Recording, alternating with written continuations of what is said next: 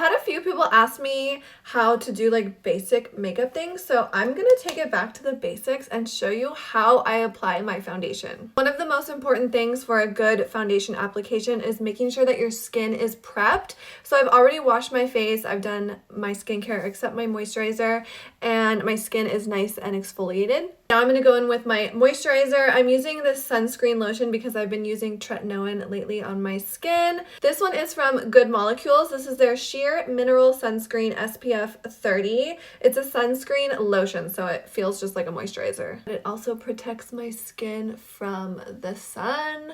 But I think foundation looks best on exfoliated, moisturized skin. It just gives like the best canvas so you don't have any like dry or flaky skin, which doesn't usually look good under foundation. I go back and forth on what I like to use to apply my foundation.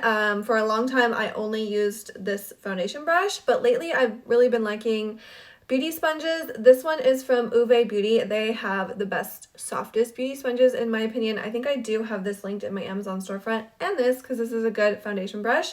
I prefer a big fluffy brush. Today I'm going to show you how I apply my foundation with a sponge. You can also use your fingers. You kind of just have to try different methods and figure out what you like best, but today we're using the sponge. There's no right or wrong way, it's just preference, and like I said, you need to play around. There's a lot of like trial and error, and you have to figure out what works best for you. Same goes with foundation. I really love this foundation. This is the foundation I'm going to use today. This is the L'Oreal True Match in the shade C 2.5. This is a cool undertone. I recently picked this up because I've been playing around with different undertones because, to be honest, I'm not the best at matching my foundation shade, but this is also a lot of trial and error. You gotta just try foundations and see which ones you like and which ones you don't.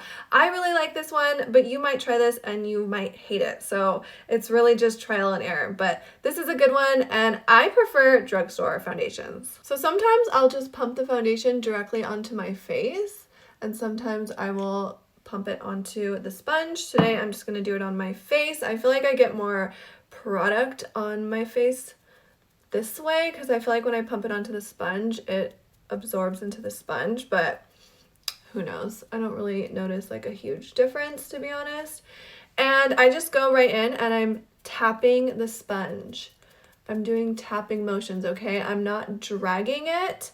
I'm tapping it all over my face. For me personally, I never drag the sponge on my skin. I'm never swiping or dragging it. I'm always stamping and tapping. Another important thing that I should have mentioned before I started applying is you are supposed to get your sponges wet, okay? Like I said, there's no rules, so if you prefer using a dry sponge, that's fine. There's no wrong or right way. Whatever works for you, you can do whatever you want, but usually it's recommended that you get the sponge wet.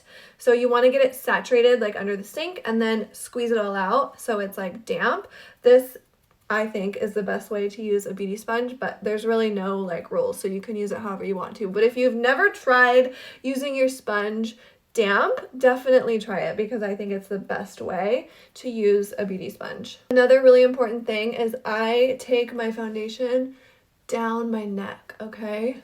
All the way down my neck. I was just teaching my daughter this. I have a 11-year-old daughter who's starting to wear makeup, and she was just taking her foundation right here to like her chin or jawline, and I was like, oh babe, you gotta take it down your neck because it just looks better. It blends out, especially if your foundation might be like a little bit off in shade. If you blend it all the way down your neck, it'll look a lot better. See how like right here you want to be careful of that little crease around your nose. Make sure that's really blended, and you just want to go in and just make sure everything is super blended. Also, my hairline, if you are like a platinum blonde, you got to be careful because your hair will turn like orange, but I always make sure I blend up into my hairline and make sure there's no like funky lines going on. And that's how I apply my foundation. I didn't use a primer today. Sometimes I do, sometimes I don't. This is what my skin looks like with foundation and moisturizer and no primer. I don't know. I feel like sometimes primers are good, but sometimes I feel like it doesn't really matter, especially because I'm going to set this with powder eventually.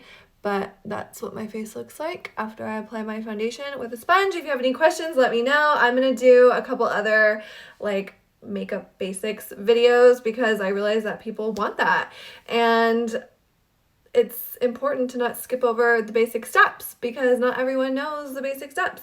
So stay tuned and check out my page for other makeup basics.